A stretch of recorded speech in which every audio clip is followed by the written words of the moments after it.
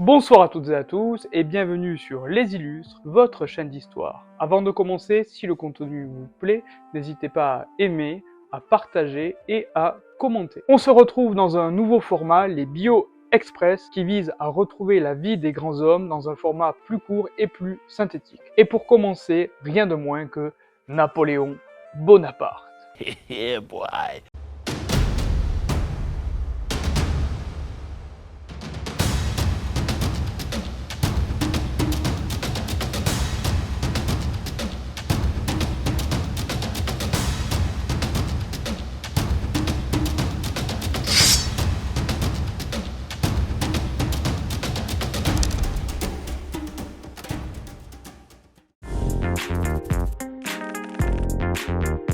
Napoléon Bonaparte, né en Corse à Ajaccio le 15 août 1769, à peine un an après l'intégration de l'île à la France. La famille Bonaparte compte 8 enfants, dont l'un, on le sait, sera empereur, et 4 autres rois ou reines. En 1779, la famille Bonaparte gagne le continent. Napoléon a 9 ans. Il étudie au collège militaire de Brienne, puis intègre l'école militaire de Paris, où il se spécialise dans l'artillerie. Il finit 42e sur 58. Mal payé, il intègre un régiment et s'ennuie beaucoup. Devenu lieutenant, il obtient des permissions pour effectuer des séjours dans son île natale et milite là-bas pour l'indépendance de la Corse. C'est d'ailleurs depuis la Corse, en 1789, qu'il apprend qu'une révolution vient d'éclater. Il y est d'abord favorable, pensant que les révolutionnaires accorderont l'indépendance à la Corse. Mais Napoléon finit par s'attirer des inimitiés et décide de regagner le continent en 1793. Il s'installe à Toulon,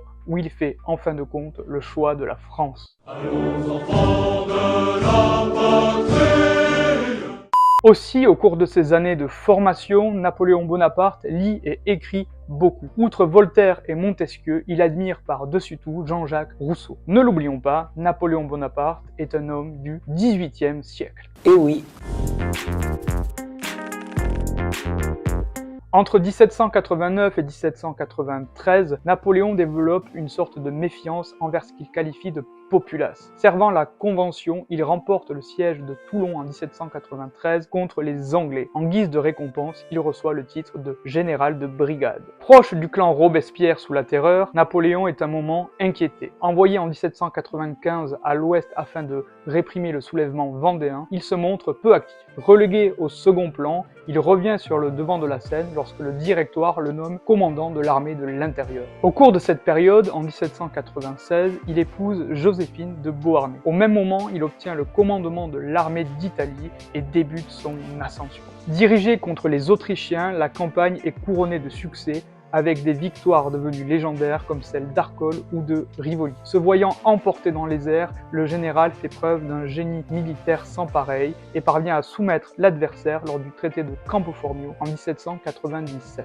À ce moment-là, le Directoire désire affaiblir l'Angleterre. La tactique est simple, couper ses routes commerciales, en particulier celles menant vers les Indes. 350 navires et près de 40 000 soldats sont placés sous le commandement de Bonaparte afin de mener une expédition en Égypte. La campagne d'Égypte, malgré la célèbre bataille des Pyramides, s'avère désastreuse. Outre les morts par milliers et l'entrée en guerre des Ottomans, la route des Indes est toujours active. En habile stratège politique, Bonaparte parvient à retourner la situation et de vaincu, il se fait passer pour vainqueur aux yeux de l'opinion. Au même moment, il apprend que le Directoire vacille. C'est lui qui va le faire basculer. En 1799, le général Bonaparte, alors âgé de 30 ans, participe au coup d'État du 18 Brumaire en 8 qui met fin au Directoire. Il est remplacé par le consulat et Bonaparte est nommé premier consul pendant 10 ans. Il est alors assisté de 2 autres consuls. Exerçant l'essentiel du pouvoir, Bonaparte parvient à apaiser les tensions extérieures. En 1802, pour la première fois depuis 10 ans, la France est en paix. Nice. À l'intérieur aussi, le premier consul restaure l'ordre à travers de grandes réformes comme la création des préfets, de la Banque de France ou celle de la Légion d'honneur. Le Concordat de 1801 reconnaît le catholicisme religion de la majorité des Français et non religion d'État, et permet à l'État de contrôler les nominations ecclésiastiques. Ce faisant, en 1802, le Sénat octroie à Bonaparte le titre de consul à vie, le tout approuvé par plébiscite. Napoléon doit alors faire face à des complots royalistes. En 1804, un condamné à mort aurait alors dit « Nous voulions donner à la France un roi, nous lui donnons un empereur ». En effet, le 18 mai 1804, le Sénat, toujours lui, accordait à Napoléon le titre d'empereur. En principe, l'empire de Napoléon Ier reprend une partie de l'héritage révolutionnaire. Dans son serment, l'empereur juge de protéger l'intégrité du territoire de la République, de respecter et faire respecter l'égalité des droits et d'autres valeurs révolutionnaires. Approuvé par plébiscite, le nouveau régime semble donc légitime. Se couronnant lui-même, alors âgé de 35 ans, à Notre-Dame le 2 décembre 1804, Napoléon Ier se dit empereur par la grâce de Dieu. Seigneur, c'est encore moi.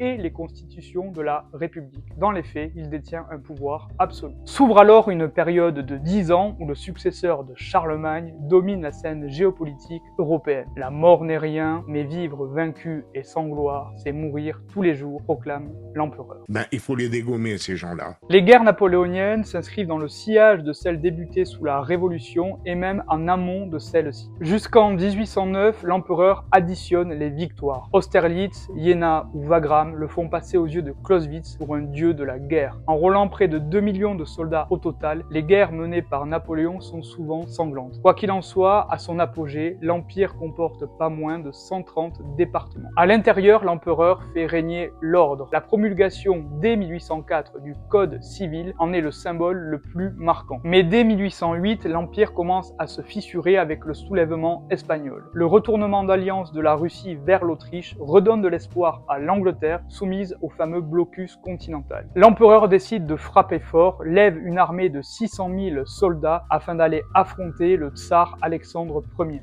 Si t'es un homme, tu viens ici. Et là, tu vas repartir mal, mon copain. C'est ainsi qu'en 1812 débute la campagne de Russie. À Moscou, sur les 600 000 soldats de départ, seuls 100 000 parviennent à entrer dans la ville. Moscou est alors volontairement incendiée, prenant au piège la grande armée. Le repli est aussitôt ordonné, tandis que l'hiver frappe. Seule une dizaine de milliers de soldats parviennent à regagner la France. C'est un désastre.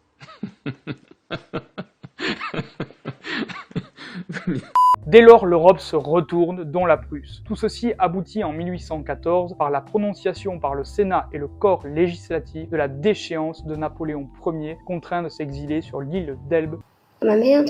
tandis que Louis XVIII remonte sur le trône. Mais Bonaparte n'abandonne pas. Soutenu par des fidèles, le 1er mars 1815, il débarque sur le continent. Le 20 mars, il est aux Tuileries, à Paris. Débute alors la période des 100 jours. La guerre reprend aussitôt et Napoléon opte pour une guerre éclair en direction de la Belgique où il bat d'abord les Prussiens. Mais le 18 juin, à Waterloo, il bute sur l'armée anglaise conduite par Wellington. Vaincu, il se retire à Paris où il abdique. Fait prisonnier par les Anglais, il est ensuite envoyé à Sainte-Hélène. Oh, je suis bien. Cet exil pathétique prend fin le 5 mai 1821 lorsque Napoléon rend son dernier souffle. En une vingtaine d'années, le jeune Corse devenu général, consul puis empereur avait changé la face de l'Europe. Si la vidéo vous a plu et si vous désirez voir d'autres vidéos de ce format, n'hésitez pas à le dire en commentaire, à aimer et surtout à partager. On se retrouve très bientôt pour un nouvel épisode sur la chaîne Les Illustres.